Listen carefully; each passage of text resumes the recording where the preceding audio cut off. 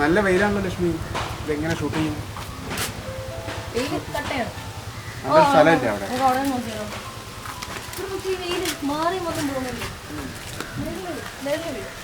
ഇവിടെ എങ്ങനെ പറ്റുമോ?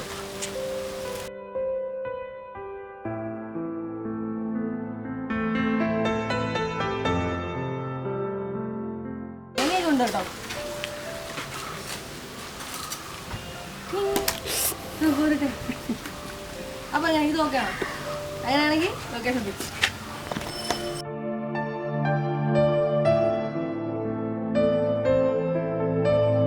ക്യാപ്സിക്കം, ഉള്ളി, സോസുകളായി, സ്റ്റൗവായി. പ്രധാനപ്പെട്ട ഒരു സാധനം എത്തിയില്ലല്ലോ. ബാക്കിയെല്ലാം സെറ്റ് ചെയ്തിട്ടുണ്ട്. ആ, പ്രധാനപ്പെട്ട സാധനം എന്ന് പറഞ്ഞാൽ ലക്ഷ്മിയല്ല, പിന്നെ ചെമ്മീൻ എത്തിയില്ലാന്ന്.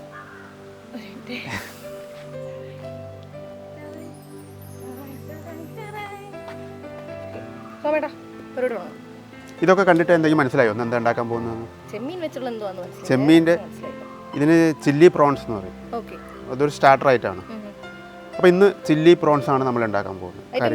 ഐറ്റംസ് ഒക്കെ തയ്യാറായിട്ടുണ്ട്. അപ്പോൾ ഇതും ഈ ചെമ്മീൻ നമ്മൾ മാരിനേറ്റ് ചെയ്യാൻ പോവുകയാണ്. അതിലേക്ക് നമ്മൾ അല്പം സോയാ സോസ് ചേർക്കുന്നു.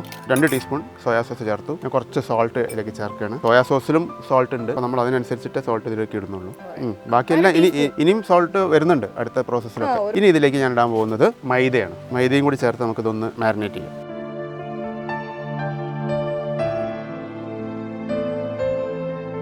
മാരിനേറ്റ് ചെയ്ത ചെമ്മീനെ ഒരു അരമണിക്കൂർ നമ്മൾ വെക്കണം. ഫ്രിഡ്ജിൽ വെച്ചാൽ മതി, ഒന്ന് പിടിക്കാൻ വേണ്ടിയിട്ട്. അതിനുശേഷം ഇതൊന്ന് ഫ്രൈ ചെയ്തെടുക്കണം. ഫ്രൈ ചെയ്യാം. ആയിക്കോട്ടെ.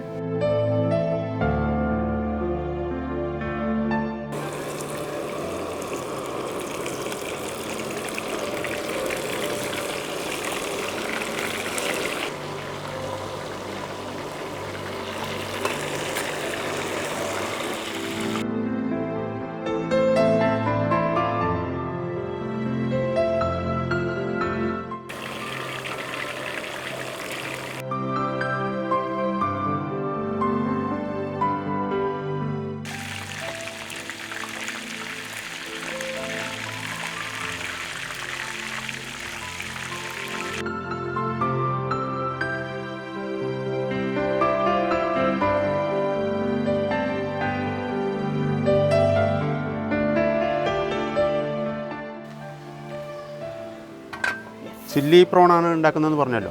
അതിന് 2 ഘട്ടങ്ങളാണുള്ളത്. അപ്പോൾ നമ്മൾ ഈ 2ാം ഘട്ടത്തിലേക്ക് കിടക്കുകയാണ്. ആദ്യം എന്താ ചെയ്തത്? ഇത് ഫ്രൈ ചെയ്ത് മാറ്റി വെച്ചു. ഇനി നമ്മൾ ആ എണ്ണ തന്നെയാണ് ഉപയോഗിച്ചത്. ഇപ്പോൾ ഫ്രൈ ചെയ്യാൻ ഉപയോഗിച്ച എണ്ണ ഉണ്ടല്ലോ, അത് തന്നെ എടുത്താൽ മതി. അത്രേ ഉള്ളൂ.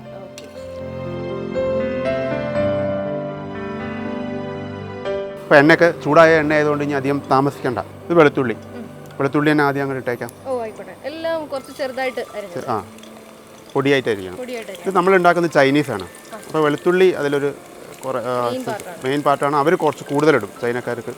നമ്മളത്ര വെളുത്തുള്ളി വളരെ അധികം ഇടുന്ന ആൾക്കാരാണ്. അപ്പോൾ വെളുത്തുള്ളി ഇഞ്ചി ഞാൻ ഇട്ടു. അതിൻ്റെ കൂടെ അരിഞ്ഞു വെച്ച ഇഞ്ചിയും വെളുത്തുള്ളിയാണ് ഇപ്പോൾ ഇതിൽ കിടന്ന് സോട്ടാവുന്നത്. ഇനി ഇടാൻ പോകുന്നത് ഉള്ളിയാണ്. സവാള അരിഞ്ഞു വെച്ചത്.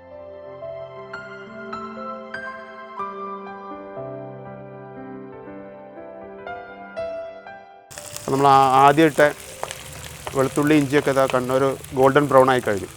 ഈ ഗോൾഡൻ ബ്രൗൺ ആണ് ഇതിൻ്റെ ഒരു കണക്ക്.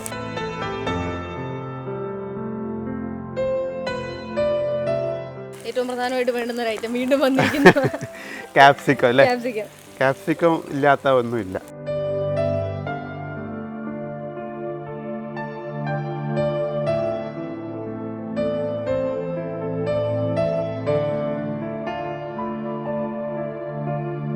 ഇതിലേക്ക് സോൾട്ടാണ് ഇടേണ്ടത്. അപ്പോൾ ഓർമ്മിക്കുക, ആദ്യം ഇനിയും വീണ്ടും സോയാ സോസ് ഇതിൽ ചേർക്കാനും ഉണ്ട്. അപ്പോൾ അതിനനുസരിച്ചിട്ടേ നമ്മൾ സോൾട്ട് ഇടുന്നുള്ളൂ. ഇപ്പോൾ വെളുത്തുള്ളിയായി, ഇഞ്ചിയായി, സവാളയായി, കാപ്സിക്കമായി, ഉപ്പും ചേർത്തു അതിലേക്ക്. ഇനി നമ്മൾ സോസുകൾ, അതും ചൈനീസിൻ്റെ ഒരു അവിഭാജ്യ ഘടകമായ സോയാ സോസ്.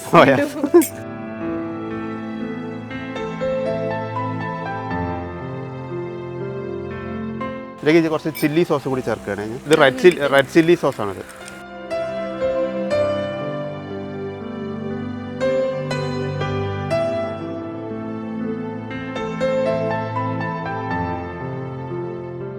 ഉള്ളിയും ക്യാപ്സിക്കും ഒക്കെ അധികം വേവേണ്ട ആവശ്യമില്ല. ആ പച്ച കളർ ഇനിയും വെന്ത് കഴിഞ്ഞാൽ ഇതിൻ്റെ ഈ ഗ്രീനിഷ് പോവും. അപ്പോൾ ഗ്രീൻ കളർ അവിടെ നിലനിർത്തണം. ഞാൻ കുറച്ച് വെള്ളം ചേർക്കണം അതിലേക്ക്, ഒരല്പം വെള്ളം, കുറച്ച് മതി. ആ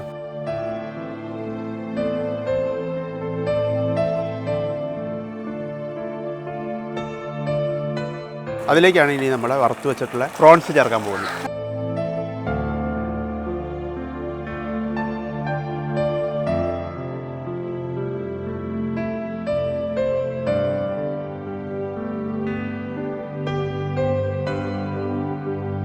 ഇതിൽ നമ്മൾ വെള്ളം ചേർത്തല്ലോ, അതൊന്ന് തിക്കാകാൻ വേണ്ടിയിട്ട് നമ്മൾ കോൺഫ്ലവർ ഇവിടെ കലക്കി വെച്ചിട്ടുണ്ട്.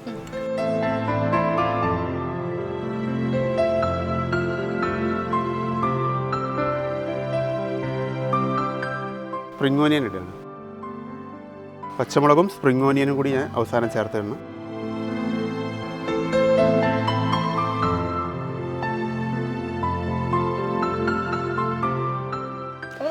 ഇതൊന്ന് പ്ലേറ്റിലേക്ക് മാറ്റാം.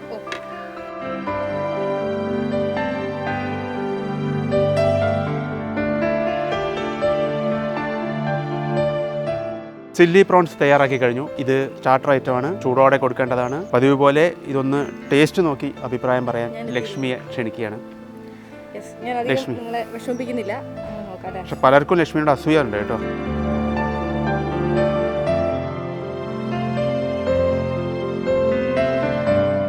എല്ലാ ചെറുവും അതിലുപരി വേറൊന്നുമില്ല, അത് മാത്രമേ ഉള്ളൂ. ബാക്കി ആ പ്രോൺസിൽ ഈ ഐറ്റംസ് എല്ലാം കൂടി ചേർന്നിട്ട്, പ്രത്യേകിച്ച് ആ റെഡ് ചില്ലി ഞാനപ്പോൾ ചോദിച്ചില്ലേ, അതിൻ്റെ ഒരു ടേസ്റ്റ് ഒക്കെ ഇങ്ങനെ നന്നായിട്ട് പിടിച്ച്, തീർച്ചയായിട്ടും നിങ്ങൾ വീട്ടിലിത് ട്രൈ ചെയ്ത് നോക്കുക. വളരെ പെട്ടെന്ന് വീട്ടിൽ വരുന്നവർക്ക് പെട്ടെന്ന് ഇഷ്ടപ്പെടുന്ന ഒരു സാധനം അല്ലേ. ചെറിയ ചെമ്മീൻ കൊണ്ട് ചെയ്യാം ആണല്ലേ. നമ്മൾ പെട്ടെന്ന് മാർക്കറ്റിൽ അതല്ലേ കിട്ടുള്ളൂ. ടൈഗർ പ്രോൺസ് കിട്ടിയില്ല എന്ന് പറഞ്ഞിട്ട് ഇത് ചെയ്യാതിരിക്കണ്ട. പിന്നെ ഇത് എരിവില്ല എന്ന് കരുതി കഴിക്കാതിരിക്കണ്ട.